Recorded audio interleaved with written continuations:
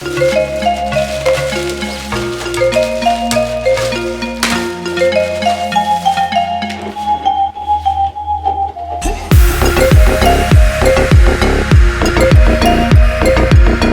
a lot of times people ask me how the episodes I make get made. So this is kind of behind the scenes. One of the things I always like to do is interview the designer of the surfboard before I film it. And that's why today, can you tell that that's Rusty Surfboards behind me? I'm going to try to catch Rick Hammond to talk a little bit about this board.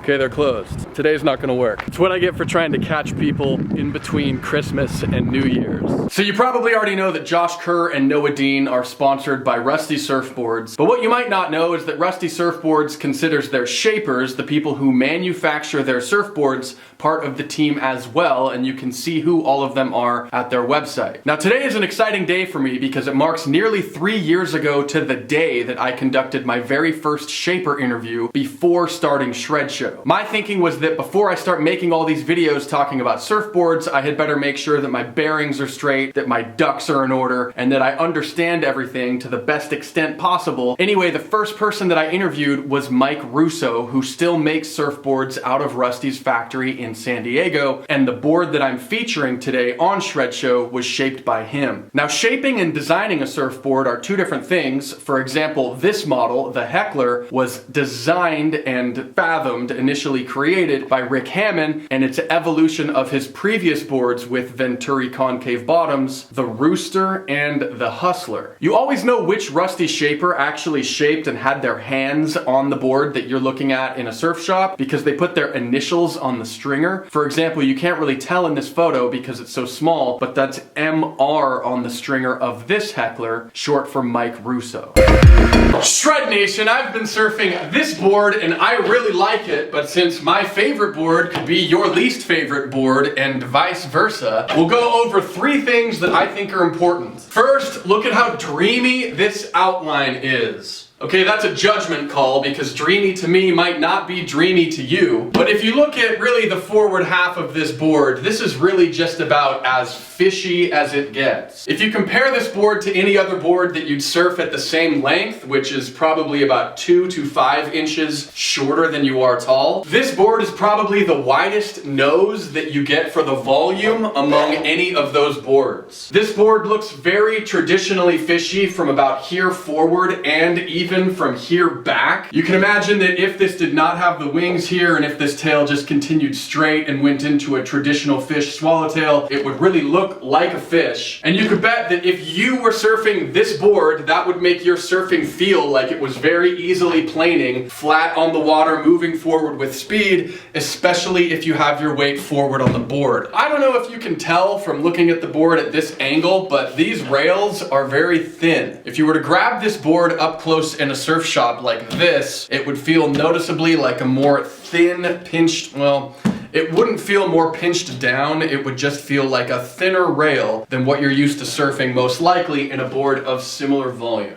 The dimensions on this board are 5'10" by 21 by 2.37. So this board isn't just thin at the rail, it's thin throughout, probably relative to most of the other boards that you'd be surfing. That means that you could guess that given how wide this board is, it might feel uncommonly easy to set a rail and dig and gouge through turns with the rail sinking down into the water. So if you're good at surfing on rail, this board may feel a little bit more high performance on rail than a more traditional fish, which might have a similar outline but would have a more full rail and probably feel when it's on rail like it's more floating up on the water, not cutting down into it. Furthermore, having a thinner rail like this will help a board function a little bit better when the waves get bigger, and it makes it more versatile in that sense. But it's important to remember that having a thinner rail really can only do so much to offset the width impact of what your surfing feels like on bigger waves. So even though the more thin rail can help this board be useful when the waves get a little bit bigger, the sweet spot for this shape probably so far seems like it lands at about thigh to maybe shoulder or head high waves. Most importantly, all of the width in this shape would make it excel more in waves that are soft. and feel slightly more out of control when the waves get more round. Now compare that to the other two boards that Rusty makes with Venturi Concaves on them, and you'd probably find that the Hustler, with its longer, narrower outline, excels in waves that have a little bit more power, maybe from waist to a couple feet overhead, and then the Rooster would function as a Venturi Concave step-up. Now the Venturi effect was first noticed by Giovanni Battista Venturi around 200 years ago. The very simplified, dumbed down version of the Venturi effect is that when water is flowing through a pipe, like you see here, it will accelerate and move faster through the pipe's narrow region, like you see at center. Now look closely at how this concave is shaped on this board, and you see that water is moving through a narrow part of the concave here,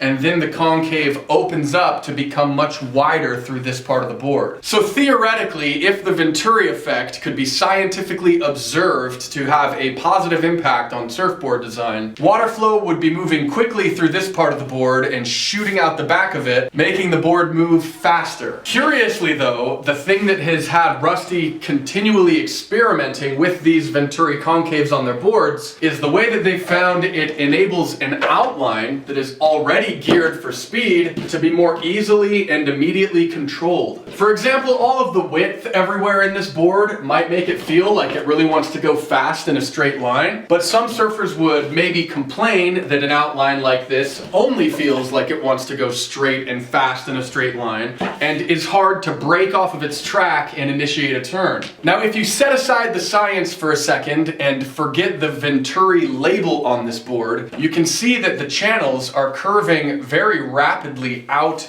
towards the rail in either direction across a very short distance from here to here. So if you are going straight and want to break into a turn, the natural curvature of this channel right here beneath your feet might roughly represent the radius of your turn, and water is flowing out towards the rail beneath your back foot that makes the board want to break into a turn and then kind of pivot off of this bearing fulcrum. To wrap up, I think that this board would be fun for intermediate to advanced surfers who want to get on something that feels fishy but a little bit more performance, and something that's just not quite what all of their friends are on. I've enjoyed surfing this board around California, and I also have enjoyed surfing the Rooster before in Central America. This board feels fast to me, but whether it's the outline or the Venturi effect, I don't know. Now Shred Nation, if you are surfing a Rusty Heckler or a Hustler or a Rooster or any surfboard with a Venturi Concave bottom, drop a comment down below telling us what you think, and at the end of the week we'll pick one of you at random to win a Joel Parkinson traction pad from Dakine. I will rip the pad off of this board and I will send it to you in the mail. Okay, seriously, one of you will win a new Joel Parkinson traction pad from my friends at Dakine. We will see you soon on Shred Show. This episode is presented by Fanatic.com, where you can choose different fin sets you want to surf, rank all of your choices, and then receive one of your fin choices in the mail, which you can surf for as long as you want to until you mail them back to Fanatic